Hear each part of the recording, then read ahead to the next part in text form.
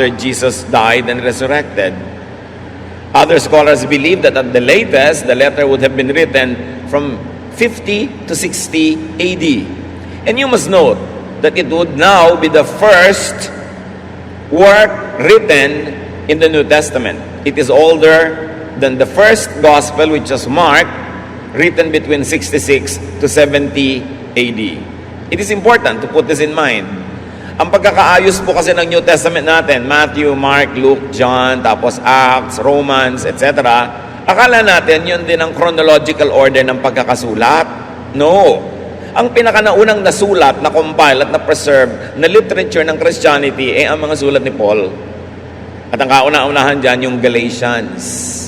May kwento, kaya siya sumulat. May background, kaya nagkaroon ng katuruan.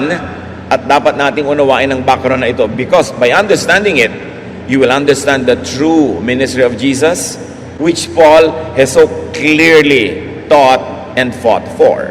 Galatians 1, 1 to 2. From the Apostle Paul and from all the Lord's followers with me. So, Paul introduces the letter. It's from Paul to the Christians in Galatia, in modern-day Turkey.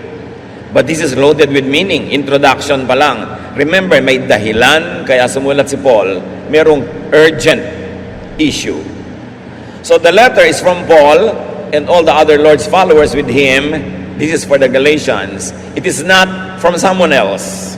It's from Paul. It is not from those who do not follow the Lord. It is not from those who follow someone else. It is not from those who are not with Paul. Clear agad. Galing kay Paul, hindi galing sa iba. Para sa mga mananampalataya, kailangang maunawaan. So it was a greetings as well as clarifications. Kung kanino galing at para kanino. Galatians 1:4. Christ obeyed God our Father and gave Himself as a sacrifice for our sins to rescue us from this evil world. Evil has to be overcome. And evil here means usually evil, the usual evil. Yung pumapatay, nananakit, nagnanakaw, gumagawa ng masama. Pero may isa pang kahulugan ng evil na ito na ginapi ng kamatayan at pagkabuhay ni Jesus. It is what is religiously wrong or religiously evil. Nasanay kasi ang mga tao na pag sinabing wrong, yun lang laging adulterer, yun lang laging murderer, yung thief, yung liar. Pero may napakalaking wrong na nane-neglect ang mga tao, yung what is religiously wrong but seems to be right. Mas maraming biktima yon. Yung akala mo tama pero maling religious teaching and practice. At ito ang tema ng Galatians. Napakahalagang letter. It was in response to a big controversy and problem that was ripping the church apart very, very early on. At hanggang ngayon, nararamdaman ito sa modern day church, yung mga issues na itatackle ni Paul. Galatians 1, 6 to 7, I am shocked that you have so quickly turned from God, who chose you because of His wonderful kindness. You have believed another message, when there is really only one true message. But some people are causing you trouble and want to make you turn away from the good news about Christ. So Paul plunges quickly into his topic. Sabi niya, nasa shock ako na tumalikod lang ako matapos ko kayong turuan ng kay tagal-tagal. May sumingit lang na nagturo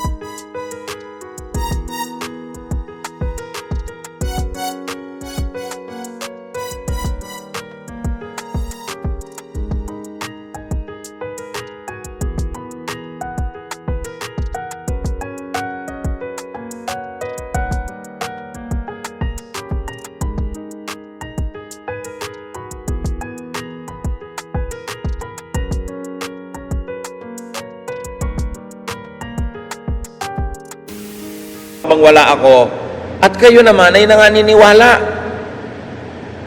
Kaya bilis-bilis yung tinalikuran ang mensaheng itinuro ko sa inyo para sumunod kayo sa ibang mensahe, samantalang ibinigay ko na sa inyo yung totoong mensahe. At ngayon, yung mga pinakinggan nyo, lumilikha ng gulo sa inyong mga buhay dahil gusto nila kayong tumalikod sa kabutihan ng Diyos sa pamamagitan ni Jesus. So malaki talagang issue. Ang background kasi nito, si Paul ay nagtuturo sa iba't ibang mga lugar at matapos siyang umalis sa Galatia para magturo sa ibang mga lugar, may mga dumating doon na nagturo ng ibang doktrina. At nahalina namang sumunod itong mga Galatians, kaya agad-agad sumulat si Paul.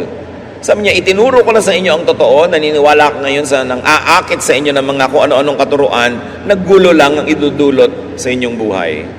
The Galatians were Paul's flock. The Galatians were taught by some visiting preachers to abandon the faith Paul taught them, which is salvation by faith. Yes, yung issue ng salvation by faith ay issue na noon pa.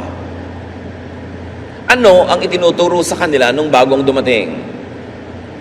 The Galatians were taught to get circumcised. Ang mga Jew are circumcised, aside from the Egyptians, na mas nauna namang nagsisircumcise sa mga Egyptians, but the Jews were known to be circumcised. Circumcision is the cutting of the foreskin at the tip of a man's phallus. At yun ang isang distinction nila bilang isang lahi. Pero si Paul, nung nagturo siya ng Christianity sa mga Gentiles, meaning mga taong hindi Jew, therefore hindi mga circumcised, hindi na niya ni-require ang mga ito na mag-circumcise pa. Hindi na niya ni-require ang mga Gentiles na sumunod sa mga dietary laws ng Israel, sumunod sa lahat ng mga tradisyon at kautusan, the 10 Commandments and the 613 Mizvots, other commandments of the Jews. Hindi na. Pero may dumating na mga nagturo at pinipilit nila yung mga Galatians na magpa-circumcise kahit Gentile sila dahil kailangan daw yon para maging totoong Kristiyano. At the Galatians were being taught to submit to the Jewish law for salvation. Issue na yung works or faith for salvation. Legalism or grace for salvation. Kaya hanggang ngayon, umaalingaw-ngaw pa ang mainit na topic na ito. Because the topic is really work versus faith. Bakit nabahala na sobra si Paul? Dahil matapos yung magturo sa mga Galatians that if you believe in Jesus, His work applies to you, His holiness becomes yours. When you believe in Jesus, you become a child of God, an offspring of Abraham, though legally not an Israelite and not a Jew, because now your citizenship is in heaven. It is secured by the finished and perfect work of Jesus. Salvation by faith in the Lord Jesus. Dumating yung mga nagtuturo na sinabing, no, kahit naniniwala kayo kay Jesus, dapat maging Jewish muna kayo. Dapat kayong sumunod sa mga patakaran ng mga Jew, sa kanilang mga batas. In other words, you will become a Jewish Christian. Hindi pwedeng Gentile Christian. Pag ginawa yun, merong malaking mawawala. Because the Jews were very concerned with works. At pagka mga tao ay sumunod ng sumunod sa works for their salvation, mababaliwala ang kamatayan ni Kristo. Bakit pa siya namatay? Pwede naman palang maging Jew ka na lang, masisave ka na. So the true message, sabi ni Paul, would be distorted. And the true rescue and salvation offered by God through Jesus would be voided. Everything nakataya sa usapang ito, everything that is important to Christians. Paano ba talaga nasisave ang isang tao? Sa pamamagitan ng pagsunod sa mga batas ng Israel? Sa pamamagitan ng pagpapacircumcise, ang hindi pagkain ng ganito, sa pagkain ng gano'n, sa pagsusuot nito, hindi pagsusuot nun. Issue na yon. At pinalaya na ni Jesus ang mga tao mula sa katuroan na yon, kaya nga siya ipinapatay ng mga Jewish leaders. Nawalan sila ng halaga, nawalan sila ng importansya. They were no longer in the center of God's economy. That's why Jesus was killed on the prodding of the Jewish religious leaders. Si Paul nanindigan sa katuroan na yon. At yun ang kanyang ipinaglaban. At ngayon yung kanyang mga converts, mga Galatians at tinuruan, naaakit sumunod doon sa mga Jewish leaders who are saying that they are not enough, kailangan maging Jewish muna sila. Kaya, galit na galit si Paul. Ba't hindi ka magagalit nabaliwala ang kamatayan ni Kristo, nabaliwala yung salvation by faith, yung grace of God the Father available by believing in Jesus. It is everything. All other issues are minor. Galatians 1:8, I pray that God will punish anyone who preaches anything different from our message to you. It doesn't matter if that person is one of us or an angel from heaven. So Paul prescribes punishment for those who preach salvation and spirituality by the Jewish law, by works, no matter who they are. Sabi ni Paul, nawa parusahan ng langit ng matinding parusa ang sinumang nagtuturo sa inyo ng ganitong katuruan na hindi sangayon sa dinala kong mensahe sa inyo. Kaya anghel pa yan galing sa langit. Kaya sino pa yung Herodes? Sabi niya, dapat maparusahan ng Diyos. Masyadong concerned si Paul doon sa salvation by faith, sa eternal security of the believer through faith in Jesus. Galatians 1:10, I am not trying to please people. I want to please God. Do you think I am trying to please people? If I were doing that, I would not be a servant of Christ. So hindi ako man-pleaser. Hindi ako concerned sa impression ng iba, sasabihin ng iba. Kasi kung ganun ako, hindi ako pwede maglingkod kay Kristo. Bakit? Kasi ibang-iba nga ang turo ni Kristo sa kaugalian ng Israel. Kasi sabi niya, kung ako magiging servant ni Kristo, talagang maraming hindi matutuwa sa akin. Hindi ako pwedeng magturo para lang matuwa sila sa akin. According to Paul, those who preach salvation by works, by the law, are men pleasers. They were only pleasing the Jews. Even today, many groups and movements exist to please, to imitate, and to promote the Jews. Buksan nyo ang inyong mga mata. Marami ngayong ganyan din. Ang gusto nila, kopyahin yung mga Jew, kopyahin ang kanilang mga kasuotan, ang kanilang mga tradisyon, ang kanilang mga piyesta, ang kanilang mga gawi at gawa, ang kinakain nila at hindi. Sinabi na nga ni Paul nung araw, hindi nyo kailangang kopyahin kasi Gentile kayo Pinalaya na kayo ni Jesus. At sabi nga ni Gamaliel sa kanyang mga kalahi, tayo man hindi nakasunod sa kaugalian ng ating mga ninuno.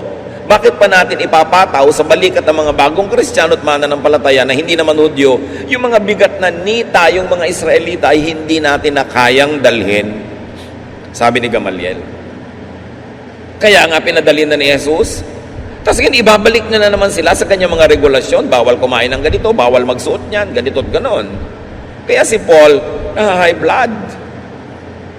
I want you to know that no one made up the message I preach. It wasn't given or taught to me by some mere human. My message came directly from Jesus Christ when He appeared to me. The message was given by Christ in a very special way. Alam naman natin na si Paul hindi kasama doon sa original 12 na disciples. Bakit kinailangan na matapos lamang ang ilang araw, si Jesus ay magpakita kay Pablo para si Pablo ay ma-convert at binigyan niya ng misyon to teach salvation by grace through faith, very especially to the Gentiles. Dahil hindi ganun ang nagaganap. Paul had to be called to the mission, and the Lord chose him for his background, for his skills, and for his proven faithfulness that we can see now. The message meant here, of course, that was given by Jesus to Paul is salvation by faith in Jesus apart from works, apart from the Jewish law. Sabi niya, nagpakita sa akin, kinausap ako ni Jesus, diretsahan. Hindi ko ito nadinig kung kani-kanino lamang. Hindi ko napulot kung kani-kanino lamang na guro. Diretsong ibinigay sa akin ni Kristo. Now, yung message na sinasabi dito ni Paul na talaga namang ipaglalaban niya, hindi yung mga personal teachings niya or preferences on cultural, social, or daily issues of particular people in particular situations.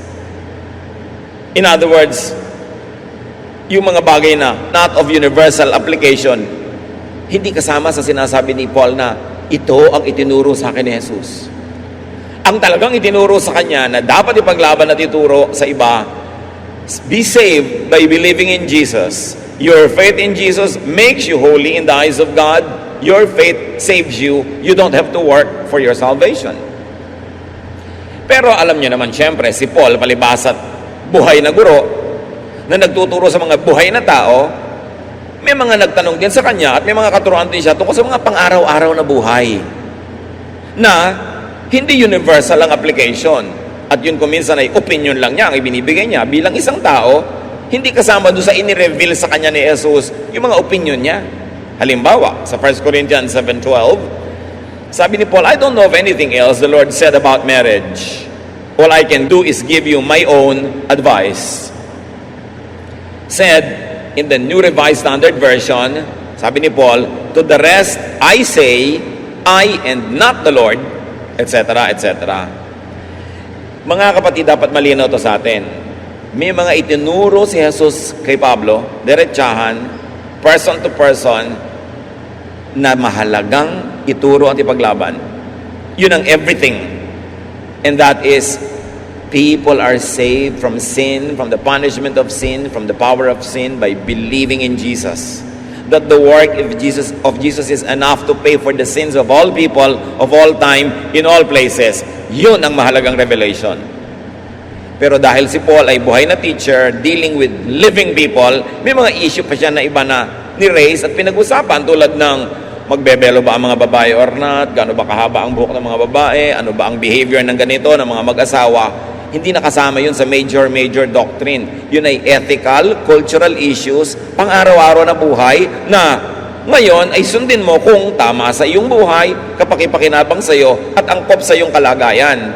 Pero kung hindi na, hindi yun mandatory, hindi yun kasama sa ini-reveal na dapat ipaglaban hanggang kamatayan. So dapat meron tayong pag-a-assign ng value, ng bigat, ng timbang sa mga katuruan. Merong mga mandatory, at yan yung ni-reveal ng Diyos diretso kay Jesus. Meron naman na preferred. Ibig sabihin, well, mas kaibig-ibig na gawin mo ito sa iyong buhay, lalo't kung makakabuti sa iyo, pero hindi para ikamatay o ipagpakamatay o ilaban ng patayan, kasi hindi naman salvation yung issue. Kung ano lang ang kakainin mo, pagka ganitong okasyon, ano lang ang isusuot mo, hindi yun kasama sa malalaking issue. At merong matatawag tayong optional, ang pagsunod. Sabi nga ni Paul, tungkol naman sa mga issue mag-asawa, wala na akong ibang nalaman pa na sinabi ni Jesus sa akin. Pero ako, bilang Pablo, bilang taong may karanasan, etong opinion ko, sasabihin ko sa inyo. Therefore, hindi na dapat ipaglaban ng patayan yun. Sundin mo na lang kung bagay sa'yo, angkop sa'yo, at makakabuti sa mga sangkot.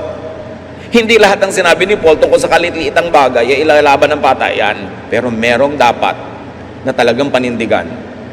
Yun ang nireveal sa kanya at ipinaglaban niya, salvation by faith. Pinakakadiin-diin ko ito mga kapatid dahil ito hanggang ngayon issue today. Dapat maintindihan natin ang pinagmulan ng issue na, Tito, nawawala po ba ang salvation or not? Losing salvation ba kayo o eternal?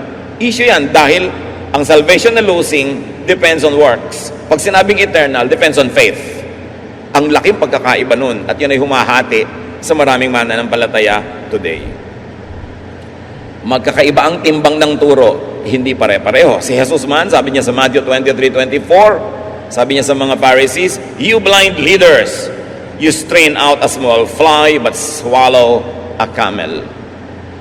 So niya, minamaliit nyo ang malaki tulad ng kamelyo at may maliliit na bagay, minamalaki nyo. Sinasala nyo pa, ayaw nyong mainom ang maliit na kulisap, pero lumululon kayo ng buong kamelyo. Ibig sabihin ni Jesus, may mga bagay na malaki at may maliit. Ibagay nyo naman kung paano nyo papahalagahan sa pagtuturo at sa paggigiit ng mga katuruan na yon. So, everything said, the message that Paul was fighting for was not about daily life, about cultural life, about fashion, about hair, about social relationships of people. No. He was fighting for the important thing, that people are saved through faith, not by becoming Jews, not by obeying the laws of the Jews, and not by killing yourself trying to obey all the laws because you cannot anyway. It's really important. Galatians 1:13-14. You know how I used to live as a Jew? I was cruel to God's church and even tried to destroy it. I was a much better Jew than anyone else my own age, and I obeyed every law that our ancestors had given us. So sinasabi ni Paul, alam nyo, kung sa pagiging Jew din lang at pagiging Jew, papunta pa lang kayo, pauwi na ako. Bihira kung meron man na makakapantay sa performance ko bilang Jew. Sinunod ko lahat yan. Nag-aral ako sa paanan ni Gamaliel, lahat ng katuruan sinunod ko. So Paul was the ideal Jew and follower and implementer of the law. In other words, sabi ni Paul, yung mga nagmamagaling na Jew na yan, ang sasabihin ko lang sa kanila, papunta pa lang kayo, pauwi na ako. Been there, done that. Alam na alam ko ang pasikot-sikot ng pagiging Jew. Pero sabi niya, alam nyo, kinatagpo ako ni Jesus. Tinuruan ako, tinawag ako upang magturo. Bakit kaya? Dahil hindi tinuturo nito mga naiwan na dapat magturo? Why did Jesus have to appear to Paul and commission him when there were the original disciples anyway? There was a thriving church in Jerusalem at that time. Why call Paul? What necessitated that? The answer we will find later. Meanwhile, let's read Galatians 1:18 to 19. Sa pagpapatuloy, matapos si Pablo ay magkaroon ng vision of Jesus, a personal appearance of Jesus to him, sabi niya, 3 years later, I went to visit Peter in Jerusalem and stayed with him for 15 days. The only other apostle I saw was James, the Lord's brother. So 3 years after Paul's conversion, dun pa lang siya nagkaroon ng direct contact with the church leaders in Jerusalem. He went to Jerusalem and stayed with Peter. So Paul was in consultation with the apostles in Jerusalem 3 years after his call from Jesus. And for only 14 short days or 15. Anong ibig sabihin nito sa atin mga kapatid? That his teachings did not come from the Jerusalem apostles. Kaya sabi niya, ang alam ko, hindi tao lang ang nagturo sa akin, si Jesus mismo. So for 3 years after his conversion, independent of Jerusalem officialdom, he was teaching people about Christ. Kaya dumami dumami yung churches in the Gentile world. Galatians 2:1. Matapos yung unang meeting niya sa Jerusalem, 14 years ang lumipas. 14 years later, which means 17 years after his conversion, I went to Jerusalem with Barnabas. Paul's only other meeting with the Jerusalem apostles happened 14 years later. So in 17 years, 2 beses lang niyang nakapanayam ang mga leaders sa Jerusalem. Paul was working independently from the church in Jerusalem. That is the obvious conclusion. What was he teaching? Ano ang itinuturo niya? At sa kabilang banda, what were they teaching in Jerusalem? Ito ang issue ng Galatians. Galatians 2:1 to 5. I also took along to Jerusalem Titus. He was a Greek, but still he wasn't forced to be circumcised. We went there because of those who pretended to be followers and had sneaked in among us as spies. They had come to take away the freedom that Christ Jesus had given us, and they were trying to make us their slaves. But we wanted you to have the true message. That's why we didn't give in to them, not even for a second. May dahilan. Kaya pumunta si Pablo sa Jerusalem 17 years later after conversion and 14 years later after the first meeting. Ang mga followers niya, ang mga disciples niya, ang mga leaders niya, mga Greek, mga Gentiles, therefore hindi circumcised, hindi Jews. Sabi niya, at saka yung si Titus, hindi kahit kailan namin yan pinilit na magpa-circumcise. Pero may nakipagmabutihan sa amin, nakihalubilo sa amin, at minanmanan ang aming mga buhay, at nalaman nila na hindi pala circumcised itong si Titus, at nililikhaan nila ng napakaraming gulo, at gusto nila si Titus sa katandaan na nito magpatuli pa para maipatunayan na siya ay mananampalataya ni Jesus. At hindi ko papayagan yan, kaya pumunta ngayon si Pablo sa Jerusalem para i-explain ang bagay na yon. Sabi ko, malaya na kami sa mga batas ng mga Jew. Gusto nyo pa kami maging alipin muli. Pinalaya na nga ni Jesus. Binigyan ko na nga yung mga tao ng true message. Gusto nyo ngayon ibalik sa Judaism yung mga tao? So Jesus appeared to Paul and gave him the true message. And that message was freedom from the law. The Jerusalem leaders wanted to take away that freedom, but Paul didn't give in. Sabi niya, alang-alang sa inyo, sa kalayaan ninyo, at alang-alang sa katapatan sa kamatayan ni Jesus, at sa kabutihan ng Diyos Ama sa langit, na gusto kayong palayain, nanindigan kami, hindi kami bumigay kahit saglit. Can you imagine standing against this opposition of the established leaders and leadership? The particular issue was circumcision. As we have said, it is the cutting of the foreskin at the tip of a man's phallus that gave Jews a distinctive mark. But apparently, there was a bigger issue. All the other laws of Judaism. The laws of diet, the laws of the Sabbath, the laws of appearances, of clothing, etc., etc. Therefore, there was a division in the church so early on. Dalawang major teaching, salvation by faith or by works. Magiging Christian ka just as you are o kailangan maging Jew ka at Jewish. Yun ang issue. So the general and universal issue was law or works or grace. Alin ang pagpipilian mo? Jewish Christianity or Gentile Christianity? We must take note that Paul was not making the Jewish believers Gentile. Hindi niya sinasabi sa mga Jews na Christian, magpaka-Gentile na lang kayo. No. But the Jerusalem leadership was making the Gentile believers Jewish. Sabi ng mga Jewish Christian, Gentile kayo, maging Jew muna kayo. Observe all our customs and traditions para kayo maging totoong Kristiyano. Could this true message be the reason why Jesus appeared to Paul? Because some leaders of the Christian community so early on were reverting to the law, abandoning Jesus' teachings on freedom from the law, at dapat ay grace na. Could this be the reason why Paul was instead taken to the third heaven to receive revelations and was sent to preach? It's very interesting, this third heaven revelation. 2 Corinthians 12, 2-4. I know about one of Christ's followers. Of course, Paul was talking about himself in the second person, who was taken up into the third heaven 14 years ago. I don't know if the man was still in his body when it happened, but God certainly knows.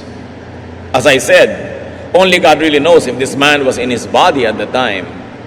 But he was taken up into paradise, where he heard things that are too wonderful to tell. Paul was telling his own experience. So, 14 years ago, I was taken to the third heaven. But it was such a new dimension that I was not aware if I was taken bodily or only spiritually. But I was taken to the third heaven where none of you have gone. And I was taught by God Himself of wonderful things that are too big for small minds, too wonderful to tell to everyone. It was a most special impartation. Therefore, universal teaching yun. Alangan man din nila pa sa third heaven para pag-usapan lang yung mga buhok, mga damit, mga kakainin. Kaya sinasabi natin, may teaching si Paul na cultural, optional, pwedeng preferred, but not to die or kill for.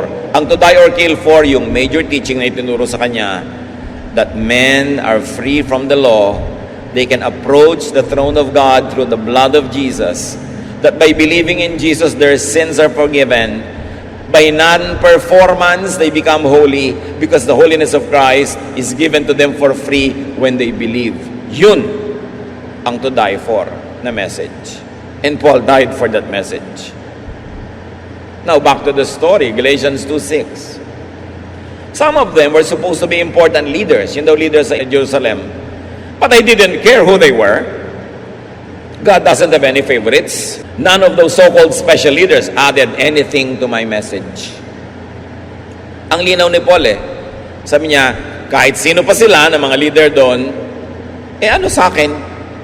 Wala silang naidagdag ni anuman sa ibinigay na sa akin ng Diyos.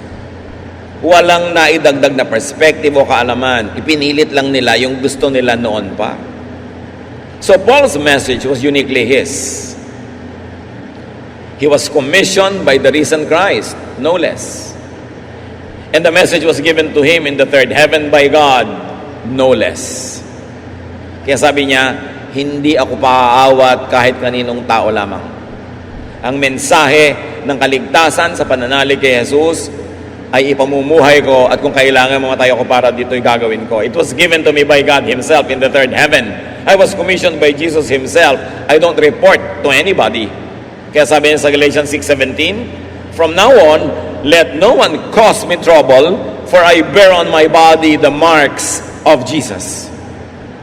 Tumabi-tabi kayo, walang humaharang-harang, dahil hindi niyo ako dapat gambalain. Kitang-kita na sa katawan ko ang lahat ng latay, sugat, hagupit, lahat ng mga naranasan ko para sa mahalagang mensaheng ito. At hindi ako nasugpo nun, hindi ako pasusugpo kahit kanino. Ganon ka steadfast yung panghahawak ni Paul sa kahalagahan ng mensahe ng salvation by faith through Christ. Galatians 2:7, they, meaning in the Jerusalem leadership, realized that God had sent me with the good news for the Gentiles, and that He had sent Peter with the same message for the Jews. Good news. Dito galing mga kapatid yung word na gospel. Pag sabing gospel, ibig sabihin good news. Ano yung good news? Salvation by grace. That is good news. Ang kabaligtaran nito is salvation by works. That's bad news. Because you cannot work hard enough to be saved. You cannot obey all the law all the time. So yung naniniwala ng salvation by works, bad ang news mo. Kasi kung takot-takot na trabaho ang gagawin mo buong buhay, kulang pa rin. Bakit good news yung salvation? Kasi yung trabaho ginawa na ni Jesus. Kasi magiging banal ka na pag nanalig ka. Lilipat sa iyo yung kabanalan ni Jesus. Magiging anak ka ng Diyos.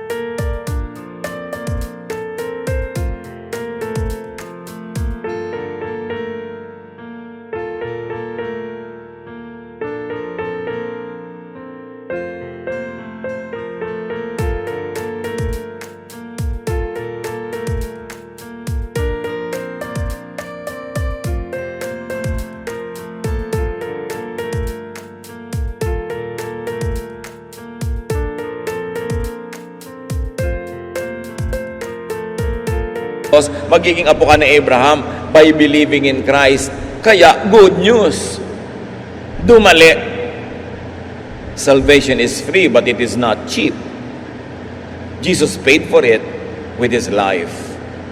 And Paul would be paying with his own dear life for this message. Galatians 2:9, James, Peter, and John realized that God had given me the message about His undeserved kindness. And these men are supposed to be the backbone of the church. Sabi niya, alam niyo, yung mga tatlong leader doon na pinakamatataas, napagtanto din nila, matapos ko ipaliwanag na tinawag ako ni Jesus para ituro yung kaligtasan na hindi naman bagay tanggapin ng mga tao, pero ibinibigay ng Diyos dahil mabait ang Diyos. Sabi niya, noon lang nila naisip yun. Sila to mga leader, sila pa naman yung mga leader. They were supposed to be the backbone of the church. And I had to explain it to them. So sabi niya, finally pumayag sila na sige, sugo ako ng Diyos sa mga Gentile, at si Pedro at sila sugo sa mga Jews. In other words, may kanya-kanya silang gagawin kasi magkaiba yung audience. Therefore, magkaiba yung treatment sa mga Jewish Christians at iba sa mga Gentile Christians. Ang totoo, mas madali. Kaya nga, good news. Magtataka ka naman kahit ngayong araw na to, marami na ngang Gentile Christians, pinipilit pa ngayong maging Jewish Christians na naman. Di kailangan na naman nilang sundin lahat ng batas, ang lahat ng kaugalian na pinalaya na nga ni Jesus yung mga tao mula doon. Kumbaga para kang tinanggalan ng tali, eto ka ngayon, nagbo-volunteer patali uli. Dahil nakikidyo ka, nakikiuso, nakikisunod. In AD 70, una muna, when Jesus died, and lived again, God had set the people of Israel free from the law by believing in Jesus. But they rejected Jesus. Many of them anyway. Kasi sila Peter, Jew din naman, pero naging Christian. So, itinitigil na ng Diyos Ama sa langit yung hirap ng pagsunod sa law na ipinagpipilitan ng mga Jews. Kaya si Jesus, nung tinanong, what is the most important commandment? Sabi niya, love God and love your fellow men. Hindi naman niya sinabing, observe the Sabbath, don't eat this, don't eat that. Pinalaya na niya yung mga tao sa mga yon. At buong buhay niya, Sabat na Sabat, nagtatrabaho siya. Pinapakita niyang malaya na kayo. Dapat kung anong mabuting gawin, yun ang gawin kahit anong araw. Kaya nagalit nga sa kanya yung mga religious leaders. So, noong ang Panginoon ay namatay at nabuhay na muli, pinalaya na yung mga Israelites from sacrificial religion. Yung lagi nagsasacrifice sa mga hayop para dumugo ito, para mamatay ito, para mapatawad yung mga nagdarasal doon. Pinalaya na sila because by one single sacrifice, Jesus carried in His body the sins of the world, paid for it perfectly, and gained redemption for everyone. Pero marami pa rin nagpilit. Tuloy pa rin ang kanilang sacrificial service. Kaya noong AD 70, when the Jews revolted against Rome, Rome destroyed the temple forever. When the temple was destroyed, there could be no more sacrifices that could be done. The Jewish sacrificial system died. Kasi kung hindi mawawala yung temple, ipagpipilitan pa rin nilang ituloy. Kaya nga yung temple na may kortinang humahati sa mga tao at sa Diyos, hindi pwedeng pumunta yung mga tao sa kabila ng kortina na yun, nahati yun mula taas hanggang baba nung si Jesus ay namatay sa krus. Ibig sabihin, wala nang kurti-kurtina. Wala nang hati-hati. Hindi na kailangan yung division na ito yung common place, holy place, the most holy place. Wala nang ganun. Everybody can approach God directly through Jesus. People can be saved by believing in Jesus. There was no more need for sacrifices. Itinuloy pa rin nila, the Lord allowed the temple to be destroyed. Ngayon, ito na naman yung mga mahilig sa Israel. Gusto na naman nilang buuin yung templo.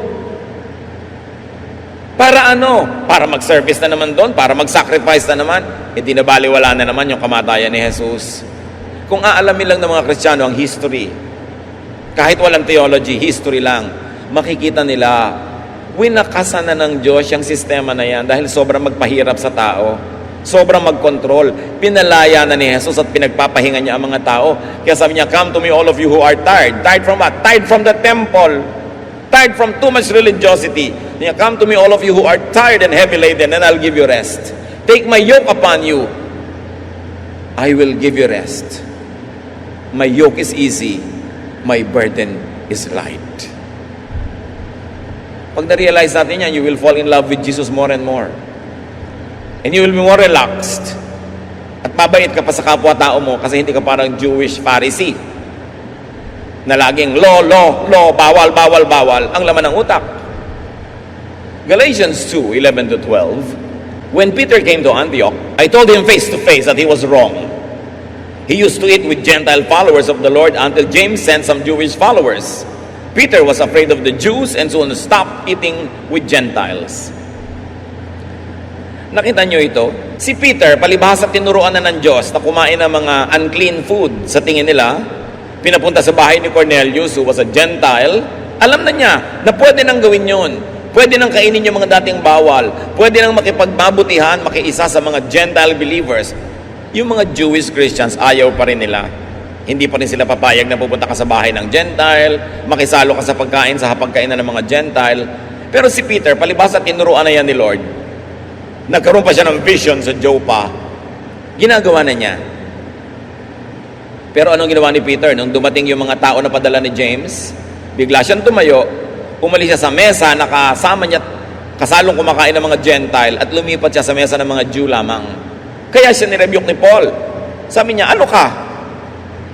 Alam mo na pwede, ginagawa mo na. Sa takot mo lang sa mga Jew, galing sa Jerusalem, padala ni James, itinakwil mo na naman yung mga Gentile, umalis ka na naman at tumalikod, edi parang walang nangyaring vision sa'yo. Parang hindi tayo tinuruan ng Diyos na makiisa na sa mga Gentile at talikuran na yung pagiging exclusive. So there was a variance in adherence to the law among the Jerusalem leaders. Remember that Peter had the Joppa vision, and he was sent by God to eat with Cornelius. But now under pressure from the Judaizer faction, he stopped doing that. Anong sabi ng law? No eating with Gentiles, no eating of unclean foods. But Peter already knew the new arrangement. Sabi ng God, don't call unclean what I call clean. It is not unclean. At sabi ng God sa kanya, go and eat with Cornelius. He was a Gentile. Peter got afraid of the Jewish Christians. So outwardly, he seemed to have turned his back on Jesus' major teaching that you are no longer under the law. Of course, this is the same Peter who denied Jesus 3 times. So parang yung character niya talaga medyo weak. Madaling matakot, madaling magpadala. So it is important to remember Acts 10:34-36. Si Pedro mismo ang nagpatotoo, now I am certain that God treats all people alike. God is pleased with everyone who worship Him and does right, no matter what nation they come from. This is the message that God gave to the people of Israel when He sent Jesus Christ, the Lord of all, to offer peace to them. That is why Paul corrected Peter. Kasi alam na ni Peter yun eh. Sinasabi na niya yun. Pero natakot siya sa pressure ng mga conservative Jews. Kaya tinalikuran niya nung oras ng kagipitan. Galatians 2:13-14. He, meaning Peter, and the other Jews hid their true feelings so well that even Barnabas was fooled. But when I saw that they were not really obeying the truth that is in the good news, I corrected Peter in front of everyone. Sabi ni Paul. And what is the truth in the good news or the gospel? That there is no more Jewish law. No Jewishness for non-Jews. That is the good news. Yung makipot na pinto, pinalawak, binuksan for everybody. Tapos ngayon, pakikiputin na naman nila. Kaya si Paul, nagagalit. Pagtataksil sa ginawa ni Jesus sa krus, nabalikan pa yung mga batas na yan at pilitin ng mga taong sumunod sa kanila, samantalang para sa mga tao, si Jesus talagang sumunod ng lahat at siya ang nagbayad ng lahat. Galatians 2:16, sa pagpapatuloy ni Paul, but we know that God accepts only those who have faith in Jesus Christ. No one can please God by simply obeying the law. So we put our faith in Christ Jesus and God accepted us because of our faith. Sabi niya, walang tatanggapin ng Diyos kung sa pagsunod lang ng mga Jewish laws. Kasi wala naman nakakasunod perfectly. Pero tinanggap tayo dahil sa pananalig natin kay Jesus. Bakit babalik na naman tayo sa mga laws? So Paul was preaching salvation by faith. The same preaching of John. Sabi niya, to as many as believed Him, who called upon His name, He gave the right to become children of God. So this is the true good news. That you can be saved. You can be a child of God as a Gentile. You no longer need to be a Jew, and you don't have to follow Jewish customs and traditions, and you don't need to follow the law to get to heaven. You get to heaven by believing in Jesus. That is the good news. Galatians 2:19-21. I have been nailed to the cross with Christ. Sabi ni Paul. I, and let me add a parenthetic expression, I, the Jew, have died, but Christ live in the Christian me. I now live by faith in the Son of God, not by works, who loved me and gave His life for me. I don't turn my back on God's undeserved kindness. If we can be acceptable to God by obeying the law, it was useless for Christ to die. Sabi niya, alam niyo, namatay na ako. Yung Hudyong ako, namatay na yon. At kung nabubuhay man ako, ang nabubuhay ay yung Christian me. Nabubuhay ako hindi dahil sa pagsunod sa batas. Nabubuhay ako dahil sa pananalig ko kay Jesus.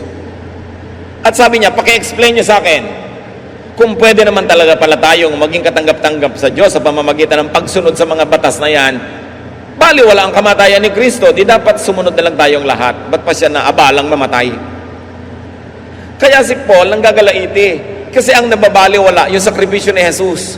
Binabaliwala mo ang sakripisyo ni Jesus, Pag ipinilit mo pa rin na maging Jewish para maging anak ng Diyos. Sabi niya, sayang ang hirap niya. Ibinibigay niya sa inyo ng libre, pipilitin niyo pong pagurin ang sarili niyo na kahit naman kayo mamatay sa pagod, hindi niyo makakamit yung salvation na yan on your own works. That was how important it was to teach and insist on salvation by faith. To insist on Gentile believers not having to become Jewish. Tapos ngayon, ipapauso na naman na maging Jew. Ligaw na ligaw. Kaya kailangan pag-aralan.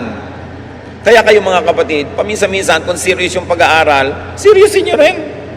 Hindi laging gusto nyo yung nakakatawang message, no? Tawa na, aliw na aliw kayo dyan. Dapat nag-aaral din tayo ng mahirap. Kasi pinaghirapan ni Jesus yan. Galatians 3:1-2, alam niyo sabi ni Paul, "You stupid Galatians, has someone now put an evil spell on you?" Kung naghahanap kayo ng mas malambot na version, yung mas sugar-coated, wala kayong makikita. Lahat yan yun. Kasi yan ang sabi ni Paul, mangahangal kayo. May nangkulam ba sa inyo? Sabi niya, para kayo nakulam Naturuan ko na kayo ng salvation by faith, ngayon works na naman. Gentile lang nga kayo, magpapa-Jew pa kayo, para kayo mga nakulam. How would Paul call present-day Christians who try hard to look and appear Jewish, who try hard to preach to and impose Jewishness on Gentile believers? Same word, siguro ang sasabihin ni Paul. Sabi niya sa verse 2, I want to know only one thing. How are you given God's Spirit? Was it in obeying the law of Moses? Or by hearing about Christ and having faith in Him? So naranasan nyo na ang Espiritu ng Diyos, nakakita na kayo ng mga himala, may nagbago na sa inyong mga buhay. Bakit nangyari yon? Sa pag-obey nyo ba sa law? Hindi naman Yun lang dumating yung law na yan sa buhay nyo. Sabi, nakaranas kayo ng kaligtasan, nakaranas kayo ng work ng Spirit dahil nanalig kayo kay Jesus. At yun ay sapat na. Magkaiba ang law or Judaism versus grace and faith in Jesus. Magkaiba yon at dapat malinaw yon sa mga mananampalatayang nag-iisip. Malaking kaibahan. The difference between law and grace necessitated Jesus' appearance to Paul. It necessitated Paul's journeys into the third heaven. Ganon kalaki ang issue. Hindi dapat baliwalain. Galatians 3:3-5, how can you be so stupid? Have you gone through all this for nothing? Is it all really for nothing? God gives you His Spirit and works miracle in you. But does He do this because you obeyed the law of Moses? Or because you have heard about Christ and have faith in Him? Sabi niya, paano kayo pwedeng maging ganyan kahangal? Ibig niyo sabihin, naranasan niyo ang lahat ng kaligtasan kay Jesus? Parang baliwala lang. Ngayon, tatalikuran nyo yon para maging Jewish kayo. Ano bang nagawa sa inyo ng law of Moses? The more you read the law of Moses, the more you get condemned. The more you become hopeless. Pero kayo'y naligtas dahil nanalig kayo kay Jesus. So there are evidences of salvation and blessing without and before Jewishness and salvation by works. So sabi ni Paul, bakit kayo pa sa huli nyo kailangan yan? Bakit kayo magpapauto? Para kayo mga nakulam, nawawala kayo sa mga sarili ninyo. Bumalik kayo sa inyong kaisipan. Sabi niya sa Galatians 3:10-11, anyone who tries to please God by obeying the law is under a curse. The scriptures say, everyone who doesn't obey everything in the law is under a curse. No one can please God by obeying the law. The scriptures also say, the people God accepts because of their faith will live. Alam niyo ba, sabi ni Paul, na ang mga sumusunod sa law ay nasa ilalim ng sumpa? Anong sumpa? Kasi may sumpa, obey everything in the law, and if you don't obey everything, you're under a curse. So yung mga tao nagpapailalim sa law are under a curse because they cannot obey everything. Ano ba ang sabi? And here, Paul quotes Habakkuk 2:4. I, the Lord, refuse to accept anyone who is proud. Only those who live by faith are acceptable to me. Habakkuk pa yan, Old Testament pa. Yun na yun, salvation by faith na talaga. Malinaw. at ipinaalala ni Paul. Sabi ni Paul, the law means curse. Obey everything. But because you cannot obey everything, it means be under a curse kung mahilig ka sa law. And pleasing God is not obeying the Jewish law. It is faith in God and in Jesus. Yun ang nakakalugod sa Diyos. Paul was called by Jesus to be his apostle. Paul was brought to the third heaven by God to receive the true message of salvation and faith, which apparently had been forgotten by many at hindi na yun ang tinuturo nila. Judaism na naman. Paul was used by God to bring the true gospel to the Gentiles. He was in conflict with the apostles in Jerusalem who were apparently mixing the teachings of Jesus and salvation by faith and not by works. Pinaghahalo nila yung bago na katuruan ni Jesus at yung dating mga kaugalian nila. And Paul is laboring hard to explain the teaching and ministry of Jesus for people to be free from the law. Paul wanted people to receive the true gift. And what is that gift? That God through Jesus saves people by faith. Mahalaga mga kapatid, unawain yan. Basahin ninyo ang Galatians dahil itutuloy natin next week. Walang kukurap, walang a-absent. Sabihin nyo sa katabi nyo, walang a-absent. Diba? But it's very important na sa susunod, abangan, Paul will explain the relationship between law and grace and between the old order and the liberating ministry of Jesus. Ang mahalaga ngayong itanong sa sarili, dahil hindi natin alam kung makakarating pa ang lahat next week o baka sumalangit, huwag naman, hindi natin alam. Kaya ang mahalaga ang tanong ito, save na ba kayo? Tinanggap nyo na ba si Jesus sa inyong puso bilang Savior and Lord? Naniniwala ba kayo na si Jesus ay anak ng Diyos? Na siya'y namatay para sa ating mga kasalanan? Na pag kayo naniwala at nagpaligtas sa Kanya, ligtas na nga kayo, wala na kayo ibang gagawin, hindi nyo kailangan maging Jew. Walang kinalaman ang haba ng inyong buhok, o ang inyong gender, ang inyong ethnicity, kulay ng inyong skin, ang kinakain at hindi kinakain, walang kinalaman. Cultural issues lang yon. Ang mahalaga, save ba kayo by believing in Jesus? It is everything. Jesus died for that message. Paul died for that message. Let's have life because of that message. Kaya ngayon, iiwan ko kayo na nanalangin. Nais ko ang lahat ay yumuko sa Panginoon. At sino man ang hindi pa tumatanggap kay Jesus bilang Panginoon at tagapagligtas, in your own words, talk to Jesus, ask Him to come into your life, say that you believe in Him, and ask Him to save you. Thank God the Father in heaven for giving His Son Jesus for our salvation. Do it in your own way, in your own words, and no doubt the Spirit of God will come upon you, and the salvation that Christ gives will be yours. Kung nagawa nyo na ito, at alam nyo, nagawa nyo na, saved na kayo, by faith, not by works, through grace, isipin nyo yung mga kamag-anak nyo at kaibigan na hindi pa saved. Take